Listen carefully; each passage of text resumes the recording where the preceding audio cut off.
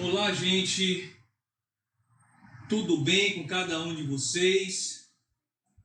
Professor Emanuel Caria, de Artes, os queridos e queridas alunos e alunas do 8º ano do Colégio Adventista de Castelo Branco. É um prazer mais uma vez estar aqui com cada um de vocês para ministrar mais um conteúdo da disciplina de Artes. Eu espero que vocês gostem, façam bom proveito, desse assunto que será ministrado hoje. Hoje eu irei falar para vocês e iremos aprender, certo?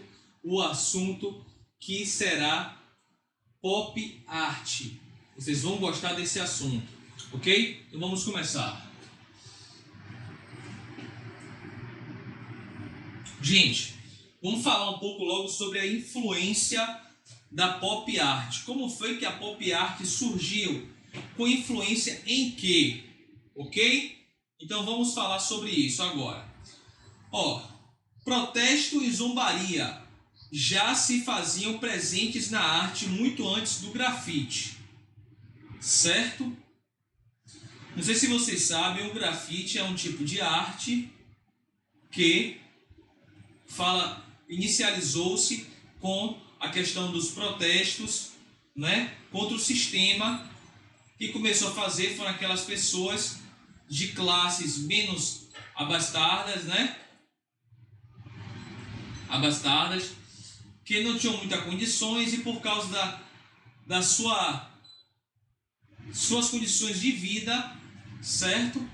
Eles, que não eram muito boas, eles, através dessa linguagem artística, protestavam contra o sistema, certo? Hoje, o grafite é uma arte conhecida mundialmente, certo? E com vários tipos de técnicas, 3D, bidimensional, com vários e vários artistas das melhores classes possíveis. Mas eu não vou entrar nesse contexto, não vou me aprofundar no grafite, porque hoje nossa aula não é sobre grafite, mas, como o assunto da pop art trouxe um pouco desse assunto, eu explanei, algo sobre ele. Então, vamos falar sobre a arte pop. A arte pop ou pop art, movimento que nasceu no fim do ano de 1950 na Europa e nos Estados Unidos. Vocês podem acompanhar aqui no slide, certo? Criticou a sociedade de consumo, utilizando imagens de aparelhos de TV, histórias em quadrinhos, produtos de supermercado e imagens de publicidade. Gente, o que é que está se falando nesse momento sobre a pop art? É muito simples. Está se informando que os artistas que desenvolveram esse estilo de arte foi somente no intuito, certo?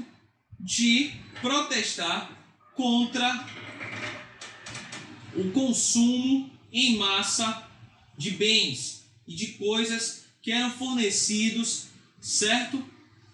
Pela indústria e pela mídia, ok? Nós sabemos que existem técnicas, hoje, e já existia desde aquela época, onde a mídia, as indústrias investiam para que os seus produtos fossem consumidos em grande escala e com isso ganhassem muito dinheiro, tivessem retorno financeiro rentável, e ficassem ricos, milionários. Então esses artistas desse movimento acharam que, trazendo elementos dessa própria indústria, que era a indústria cinematográfica, a indústria das HQs, que são as histórias em quadrinhos, da indústria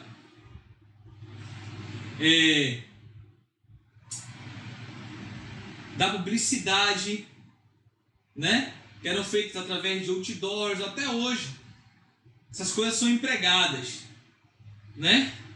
e as embalagens de produtos de supermercado também. Existem técnicas promissoras que fazem com que nós, seres humanos, venhamos a ser induzidos a consumi-las. Então, através desses elementos, eles fizeram a sua própria arte, protestando contra elas, certo? Não contra a sua arte, mas contra, o mercado, a indústria de consumo para nós, seres humanos. Então, vamos falar sobre agora,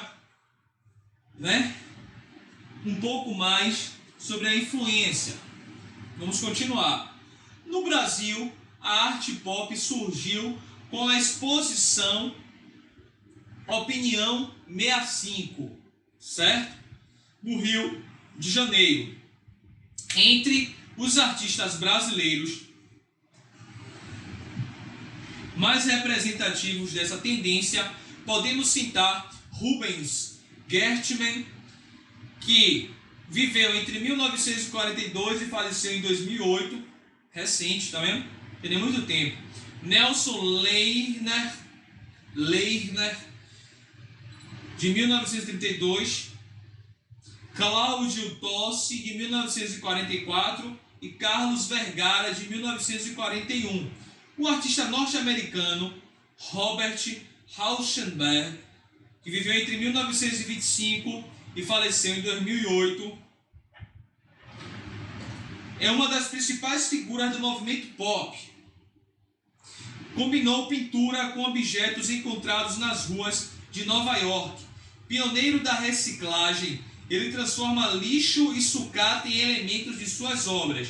Então assim, gente, a pop art surgiu na Europa e Estados Unidos, mas houve também alguns remanescentes aqui no Brasil, como eu falei anteriormente, com a exposição Opinião 65. E eu citei o nome dos artistas que foram Nelson Lerner, Cláudio Tossi, Carlos Vergara e Rubens Gertmann. Ok? Esses foram os principais artistas do movimento aqui no Brasil, das suas remanescentes dessa arte. Certo? Vamos continuar o assunto. Rahou, Merle Diptyque, certo? Olha essa imagem. Essa artista, ela é famosa, fotografias cinematográficas, dessa artista. Esse artista utilizou, da imagem dessa artista, que era um artista de cinema, para fazer protesto através da sua arte. Ele coloriu de várias formas, com cores bem vibrantes, chamativas, e foi mudando, as cores, as tonalidades, até chegar a quase você não perceber nada, da fotografia da artista. Então vocês veem aqui imagens coloridas, umas mais claras que as outras, podem perceber o tom de azul, do amarelo vai-se para o alaranjado, Tem alguns detalhes intrínsecos entre uma e outra, por mais que seja a mesma imagem. Aqui você tem a fotografia da artista em preto e branco, depois você tem a fotografia manchada, e outras quase sumindo. Isso aqui com certeza, para ele, tem um significado, tem um conceito filosófico na leitura dessa obra. Ok? Vamos continuar falando mais um pouco sobre a influência. Um quadro é mais parecido com o mundo real quando é feito do mundo real. Um quadro é mais parecido com o mundo real quando é feito do mundo real, afirma outro pioneiro da arte pop, Andy Warhol. Viveu entre 1928 e morreu em 1987. Utilizou como tema produtos comuns de supermercado e retratos de celebridades, criando obras em série, nas quais as imagens se repetiam várias vezes, como eu mostrei anteriormente. É desse mesmo artista. Ok? Então ele dizia que para ele a pop art deveria trazer elementos da própria realidade. Certo? Uma obra de arte para ele teria que trazer elementos da própria realidade. E tem tudo a ver, porque era um protesto real contra o consumo, né, em massa, que sempre foi imposto por essas grandes indústrias e pela mídia, né, para nós seres humanos, para consumir determinados tipos de produtos, ok? Mas tem uma pessoa também, um artista chamado de Roy Lichtenstein. É mais um representante da vanguarda pop, com suas telas que recriam cenas de histórias em quadrinhos. Já esse daí já foi para outra vertente, né, que é as histórias em quadrinhos, certo? Então você tem aí no carro, 1963, o nome do artista, Magma sobre tela, 1,72 m por 2,3 m, certo? Então ele fala, né, traz uma representação de uma cena diária, né, através da imagem de um quadro de uma história em quadrinhos, certo? Essa foi a forma que ele achou de se comunicar através desse tipo de arte. Vamos falar agora sobre correntes dessa arte. Vários artistas da corrente pop empregam objetos do dia a dia em suas obras também. Muitas delas inspiradas em produtos norte-americanos de consumo.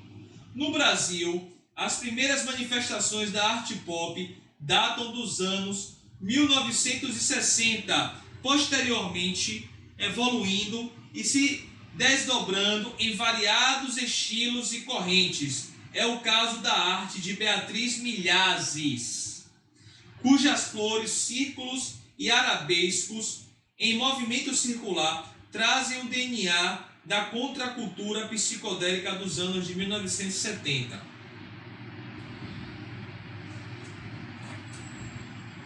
Aí você tem uma obra dela com elementos, né, extraídos do cotidiano, são recortes e colagens com pinturas, certo? Aqui você tem, né, um relógio, duas partes de um relógio, né, que são colados, extraídos junto com a sua pintura e colocados, né, em uma única composição, formando assim uma única composição. Reservatório de 1961 de Robert Rauschenberg. Óleo, lápis, tecido, madeira, metal sem tela. 2,17,2 m por 1,58,7 m. Ok? Então essa era uma tendência também dos artistas da pop art, trazer elementos de coisas existentes, né, no mundo do mundo real e empregados na sua pintura, né, trazendo uma plasticidade diferenciada. Ok? Então nós temos aqui também, né, outro exemplo, A Noite de Verão de Beatriz Milhazes, que é uma artista brasileira, como eu falei anteriormente, de 2006. Ela atua até hoje e ela é considerada como uma artista pop. Gravura de 1,19 m por 5 cm por 2,49 m. Essa artista brasileira, mundialmente reconhecida, usa a técnica de transferência sucessiva de imagens para a superfície plana da tela, com retoques de acabamento. O resultado é uma superfície lisa sem relevo. Ok, gente? Então nós ficamos aqui hoje, terminamos o nosso assunto aqui com a pop art. Espero que vocês tenham gostado deste assunto, certo? E nas próximas aulas vem mais surpresas para vocês, certo?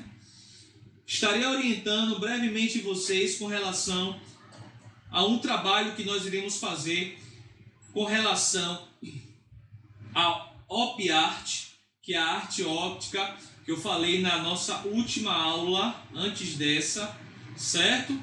Vou estar passando essas orientações para vocês com calma, através de uma atividade que eu irei fazer, ok? E que será enviado para cada um de vocês, tá bom?